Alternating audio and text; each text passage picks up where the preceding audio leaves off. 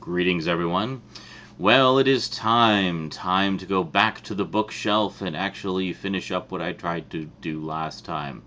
Namely, Conan the Barbarian, the 3-volume set, the definitive collection from Del Rey Books of the original Robert E. Howard stories. Well, we looked at the first volume a while ago, so this time around we're going to take a look at volumes 2 and 3, namely the Bloody Crown of Conan and the Conquering Sword of Conan, which wraps up all the rest of the stories, story fragments, and synopses, and we'll go into it all in detail today on the Multimedia Chronicles.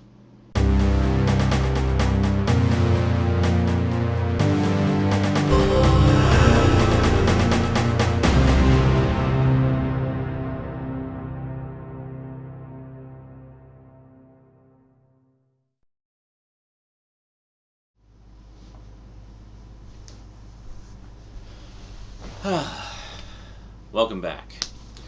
Yeah, so I thought I'd just toss up the Conan stuff so far. Definitely got a long way to go. This is a big thing, of course, having all the actual original stories, and I mean, ideally, this is where I wanted to start the collection, and that's pretty much what I've done. So next up is to get more of these, the comics. Dark Horse has been doing tons of reprints of the original Marvel comics. There's currently 10 volumes of the Savage Sword of Conan, so I've got 9 more to get of those. And there's something like 22 or 23 volumes of the regular monthly Conan series. There's a couple volumes of King Conan. And then, of course, there's all the sort of related stuff like Kull the Conqueror, Solomon Kane, and there's a lot of books and comics for all of those as well. But Conan is the big collection. And then, of course, actually Dark Horse has its own Conan series, which has been reprinted in trade paperback volumes as well. So, yeah, when funds permit, there will be much more Conan coming. And I think I will get some kind of shelving unit just to dedicate solely to the Conan library and related Robert E. Howard stuff. Or unrelated Robert E. Howard. There's a lot of Robert E. Howard stuff. These collections that Del Rey put out, actually, they didn't just do Conan. They actually did the complete works of Robert E. Howard. So there's everything that he's ever done. His horror stories. There's Brackman Moore. There's a Solomon Kane collection. There's a Kull collection. There's tons of stuff, and they're all in volumes like this, where it's all the complete stories, plus all the incomplete stories, synopses, story fragments, just any bits and bobs they could find to put together in the most definitive collection possible. So if you're at all interested in the works of Robert E. Howard, look no further than this Del Rey Robert E. Howard library, because it really is the single most definitive collection of his collected works that has ever been published. Okay, so a while back I did an in-depth look at The Coming of Conan the Samaria, which is the first volume containing the first batch of stories. Just as a refresher, what these volumes are and what sets them apart from other collected works is, first off, they are complete. This is the complete original stories of Conan. The other thing is, a lot of the other collections were either they were either incomplete, or they were slightly altered versions that had cropped up over the years of the stories, or they were compiled in the order of publication date. In this case, this library here is actually compiled in the order that Robert E. Howard wrote them. Now, he didn't actually write the Conan stories in any kind of continuity. I mean, the idea was sort of like when someone's sitting around telling you stories of their life, they don't generally tell you the story of their life in chronological order. No, they just kind of jump around throughout their own personal history and tell you the interesting stories, in no particular order. And that was kind of how he approached the adventures of Conan. I mean, he figured, well, over the course of, however many stories I write, you'll get a picture of what his life was like and how it all fit together. And I think that there have been efforts by fans to kind of reconcile the continuity of the stories and put them into some kind of chronological order, but really, I mean, you're not losing anything by reading them in the order that he wrote. In fact, if anything, you get to see how his craft as a writer evolved over the course of the stories, and it's quite cool. I mean, the very first story that he ever wrote. It features Conan when he was king of Samaria, of Aquilonia, and that's from quite late in Conan's life. And then later stories feature him when he's in his early to mid 20s, when he's just out adventuring and stuff like that. So it really does kind of go all over the map. But as you're reading them, you do get you kind of put all the pieces together in your mind as you're going through them, and it's great, and it paints a very complete picture of the life of this interesting literary figure, this ultimate alpha male that we all wish we could be. Alrighty, so we looked at the coming of Conan last time, so the second volume is The Bloody Crown of Conan. Now, each one of these volumes features accompanying illustrations by notable comic book or fantasy authors. The first one featured artwork by Mark Schultz. This one features artwork by Gary Gianni. I'm not actually familiar with him, but I think he did a very fine job indeed on some of the artwork here. So just to give you an idea of which stories are in here, this is mostly short stories, and it's just kind of coincidentally worked out that way. I mean, Robert Howard was writing these for some pulp magazines, and he started off writing shorter stories, and then as he got later into chronicling the adventures of Conan, he started writing lengthier stories, and in fact the final few stories are basically novels or novellas. So the last two volumes don't actually have as many stories as the first volume, so the second volume here, The Bloody Crown of Conan, has The People of the Black Circle, The Hour of the Dragon, which is the only full-length Conan novel, by the way, and A Witch Shall Be Born. A Witch Shall Be Born is really good. That's I think kind of a fan favorite. I've read the original story, and there's a comic book adaptation of it. It's actually been adapted. All the original stories have been adapted in comic book form multiple times over the years, so you can see a lot of different interpretations of them. And then in the miscellaneous section, you've got an untitled synopsis, which turns out to be a synopsis for The People of the Black Circle. The Story Thus Far, another untitled synopsis, another untitled draft, another untitled synopsis, which turns out to be for The Hour of the Dragon, notes on The Hour of the Dragon, an untitled synopsis for A Witch Shall Be Born. So you get actually the original story synopses that he wrote, which is really cool. So if you're at all interested in sort of the process of writing, the craft of writing, and how Robert Howard approached it, this material is just a wonderful insight into the whole creative process of putting these, that he went through to put these stories together. And then you have appendices. You've got Hyborian Genesis Part 2, notes on the Conan typescripts and the chronology, so that's, about the continuity, and notes on the original Howard texts.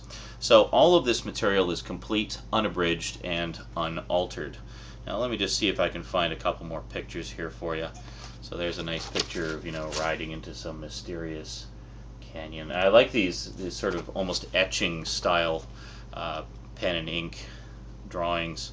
Really cool stuff. And there's a pretty badass picture of Conan coming through the door. It's like, yeah, that the whole place just fell silent and all eyes fell on him, right? And there's an actual painted one of Conan in the midst of battle there. And if we skip ahead a little ways, see there, pretty cool. So the whole thing, I mean, there's just illustrations all throughout. Sometimes just small illustrations like that, and then other times you have full, like this. You got full page plates, which I believe were originally color paintings, but for these editions they're actually in black and white.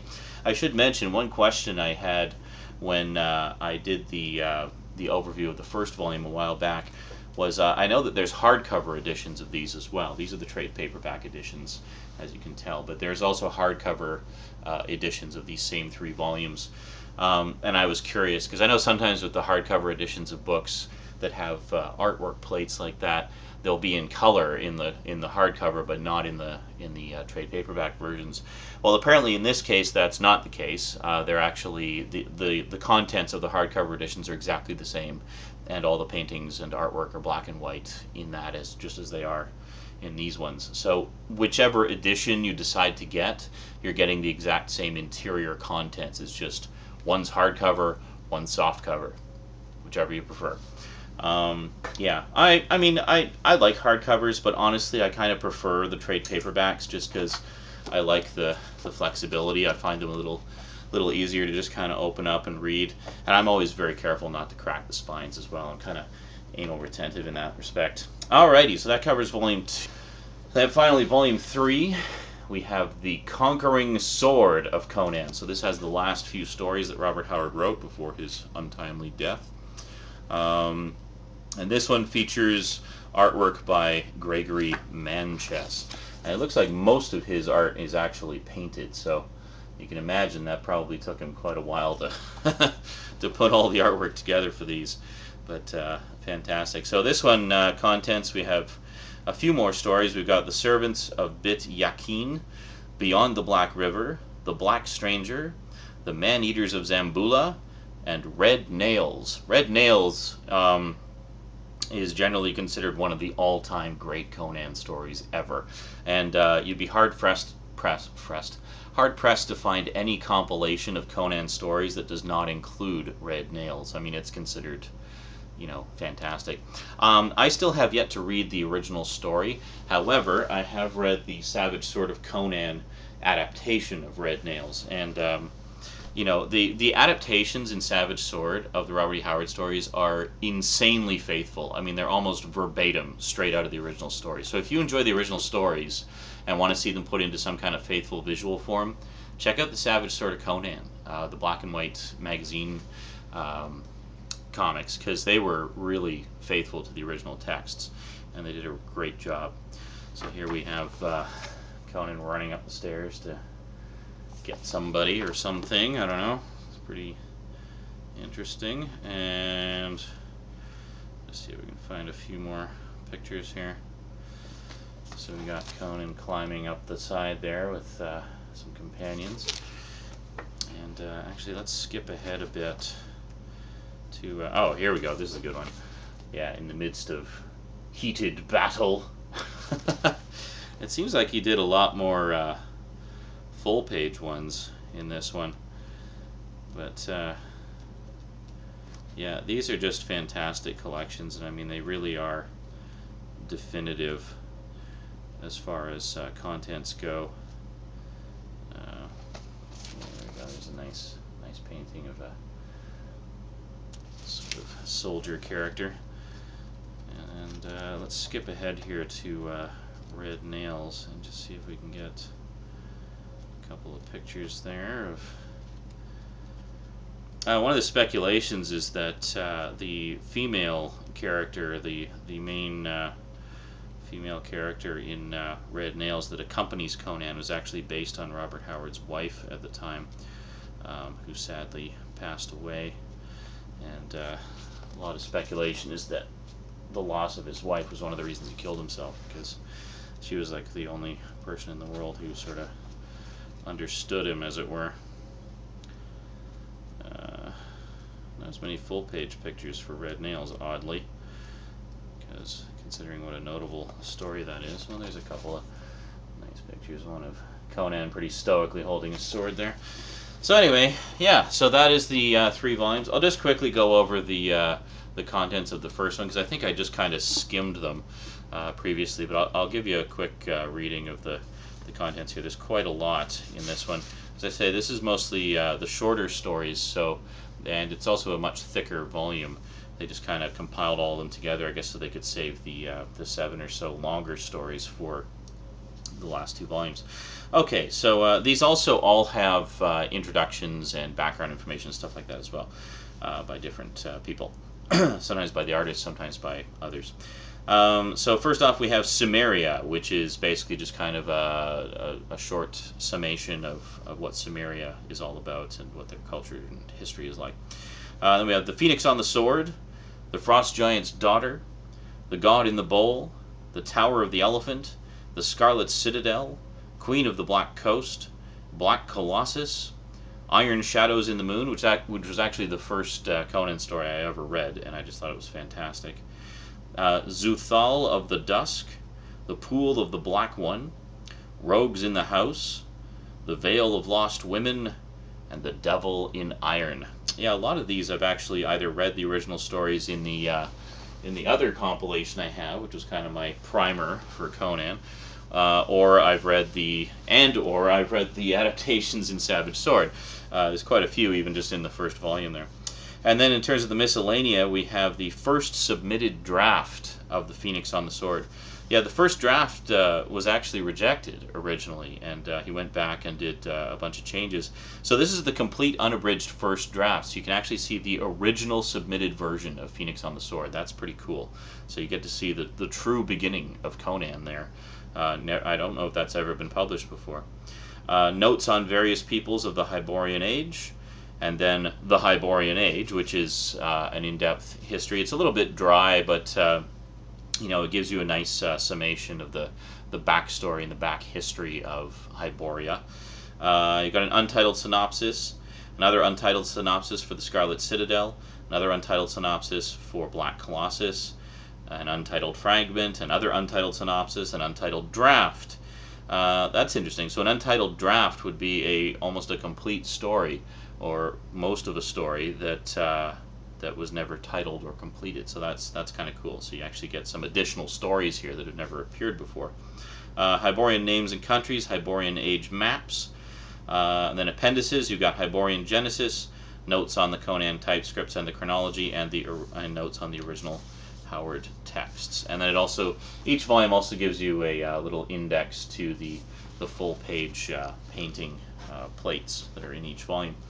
And there you go. That is the complete Robert E. Howard Conan stories, the definitive collection from Del Rey Books.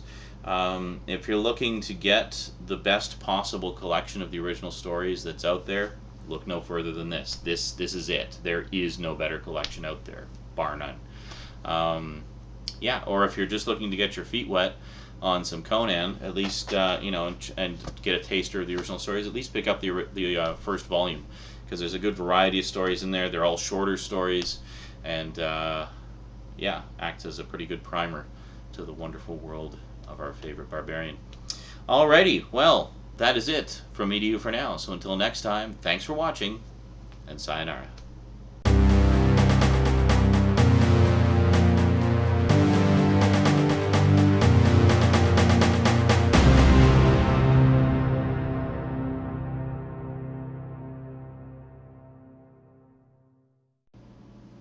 Greetings, everyone. Okay, it is time at long last, to look at the final 2 volumes of the original adventures of Conan the Barbarian, written by Robert E. Howard from Del Rey Books, and blah, blah, blah, blah, blah.